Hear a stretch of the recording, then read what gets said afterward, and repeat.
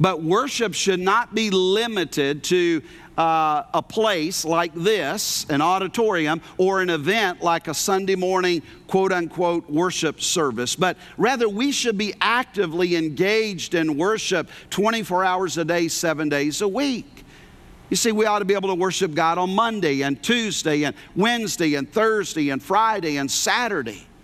You need to understand you can worship God at home. You say, well, I thought I had to come to church to worship God. No, you don't. We hope that you will worship God here at church, but you can worship Him at home. You can worship Him at work. You can worship Him at school. You can worship Him while you drive and while you take a walk, or maybe while you exercise, and on the list goes. But you need to understand that worship is not limited to a place or an event. And then the next thought, our private worship fuels our public worship.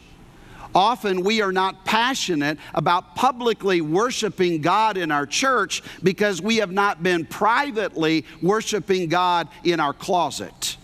You say, what do you mean by that? Jesus talked about how we need to have a prayer time in our closet. In other words, in our private life, when we are alone with Him.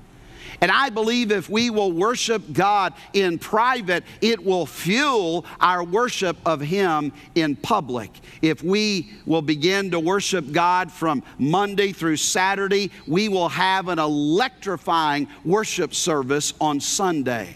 When we begin to learn about the importance of worship and we begin to practice worship in our daily lives, it will produce spiritual growth. As a matter of fact, let me make this statement: the Christian who does not learn to worship God cannot experience spiritual growth.